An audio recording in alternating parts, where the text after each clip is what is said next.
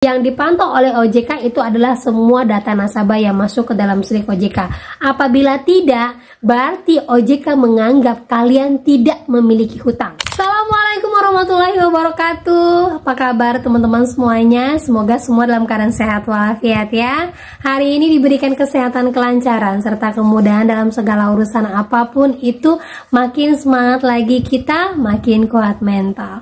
Oke teman-teman, kali ini saya akan membahas tentang ternyata ini yang terjadi pastinya setelah 90 hari galbay di 2025 ini, tepatnya di bulan Agustus versi dari OJK.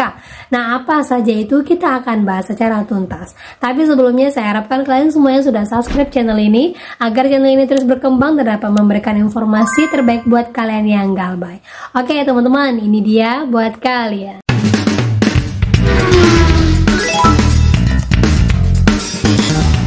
Oke teman-teman, lanjut ya. Banyak sekali Mbak, tolong bahas dong payment ID yang lagi rame Mbak. Tolong dong, gimana ini payment ID lagi ramai. Nah teman-teman, saya sudah pernah bahaskan ya. Kalian tinggal cari di vlog saya. Ini covernya seperti ini. Ini saya bahas tuntas tentang payment ID, apa saja yang bisa diintip oleh payment ID, bagaimana penggunanya, dan siapa saja yang berhak untuk menggunakan payment ID ini.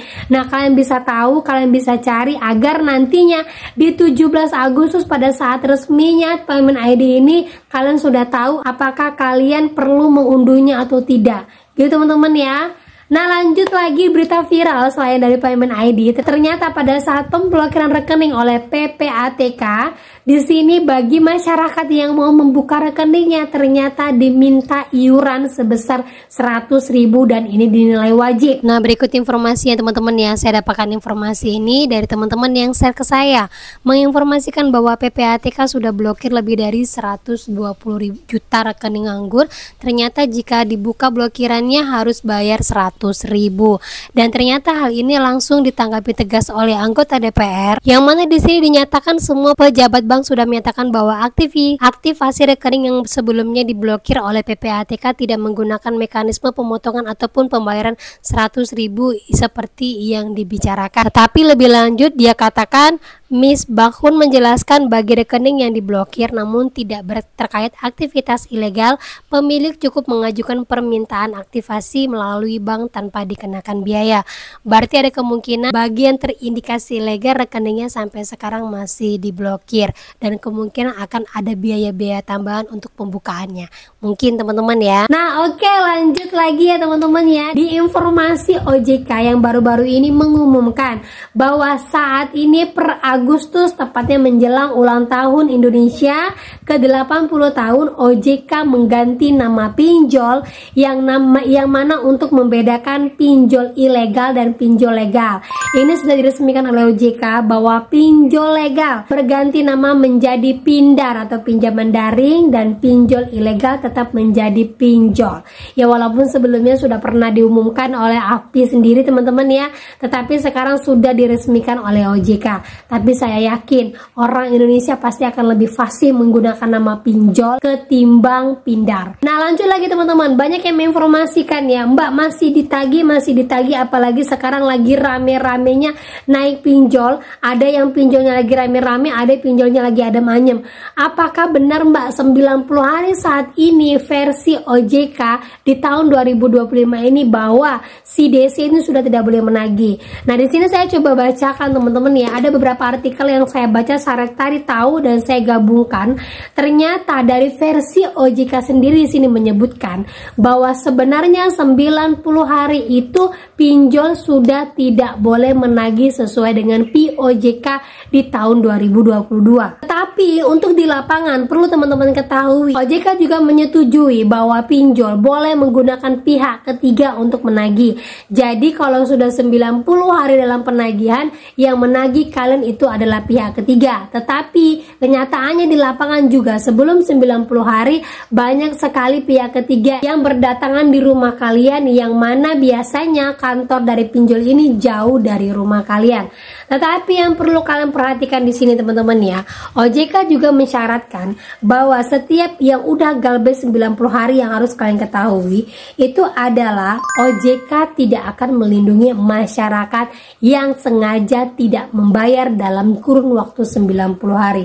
Nah, dalam kategori ini yang seperti apa? Ternyata kalau saya baca dari beberapa artikel menyebutkan bahwa yang tidak membayarkan itu adalah yang memang dia menyengajakan dirinya ya untuk bermain dengan joki, alias pada saat galbay 90 hari dia masih gaya lubang tutup lubang ya, dibantu joki ataupun dia menggunakan pinjol ilegal. Apakah itu bisa terdeteksi? Jawabannya bisa, karena OJK ternyata memantau juga melalui FDC, Vintage Data Center. Nah, itulah kategori dari beberapa nasabah yang tidak dilindungi oleh OJK ketika sudah galbay 90 hari. Nah, lanjut lagi, yang terjadi di OJK ketika kita galbay 90 hari itu adalah OJK memastikan bahwa yang digunakan oleh masyarakat Indonesia hanya 3 pinjol saja. Ya, hanya 3 pinjol saja sesuai dengan peraturan di awal tahun 2025. Tetapi pada kenyataannya banyak sekali masyarakat yang menggunakan hampir 10 bahkan 15 pinjol. Nah, kalau udah seperti ini informasinya OJK akan melimpahkan semuanya kepada pinjolnya. Jadi solusinya bagaimana, Mbak? Solusinya adalah lanjut saja galbay, karena lebih dari 3 pinjol yang kalian galbaykan itu semuanya tanggung jawab dari pinjol, alias kalau seandainya kalian tidak bayarkan berarti yang rugi adalah pinjolnya. Kenapa masih memberikan pinjaman padahal sudah tahu yang diinstruksikan itu hanyalah 3 ya? Itu yang versi OJK.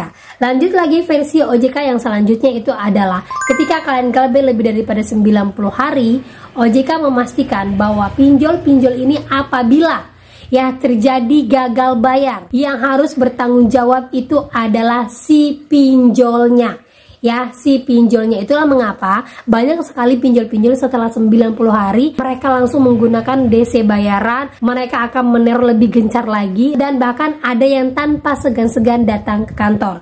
Nah, ternyata setelah 90 hari ini OJK akan memantau dari TKB 90 mana-mana pinjol-pinjol yang tidak mampu menarik uangnya dari pinjaman nasabah. Ini akan masuk dalam kategori pinjaman bermasalah. Nah, itulah kenapa dia gencar teman-teman ya. Berarti yang harus kuat mental itu adalah kalian. Apabila kalian belum bisa membayarkan, kalian harus lebih kuat lagi dari gencaran yang akan diberikan oleh pinjolnya ya. Terus lagi versi OJK apabila galbay lebih dari 90 hari itu adalah pinjol wajib melaporkan seluruh data nasabah kepada Slik OJK. Yang dipantau oleh OJK itu adalah semua data nasabah yang masuk ke dalam Slik OJK. Apabila tidak, berarti OJK menganggap kalian tidak memiliki hutang. Ya, itu yang pertama. Yang kedua, OJK akan menganggap bahwa perusahaan ini dalam keadaan keuangan yang baik-baik saja, walaupun kenyataannya tidak. Dan yang ketiga, OJK akan menganggap bahwa pinjol ini tidak butuh bantuan OJK untuk menanggapi para nasabahnya. Nah, itulah mengapa ada beberapa pinjol-pinjol kecil ketika sudah mendaftarkan nama KD Slik OJK, mereka akan coba untuk melunasinya melalui asuransi dan tiba-tiba nama kalian tidak ada lagi di Slik OJK. Nah, itu sering terjadi, apalagi buat hutang yang di bawah dari 1 juta. Karena apa? Itu bisa membersihkan neraca keuangan dari perusahaan pinjol tersebut, dan itu bisa menarik perhatian para investor untuk datang ke perusahaan mereka. Nah, sebenarnya itulah yang terjadi di 90 hari galbay. Sebenarnya batas fokus dari OJK itu adalah 90 hari kalian galbay. Selebihnya dari itu, OJK mungkin akan meletakkan pinjol-pinjol ini dalam kategori pinjol bermasalah karena belum mampu menyelesaikan beberapa pinjaman nasabah-nasabah yang terbengkalai. Itulah mengapa juga banyak pinjol-pinjol yang menurunkan DC lapangannya setelah 3 tahun galbay. Seperti contoh yang saat ini adalah ada modal, kemudian pinjam duit, kemudian lagi Singa ID, dan beberapa pinjol-pinjol lain yang menagih untuk khusus yang galbay tahunan.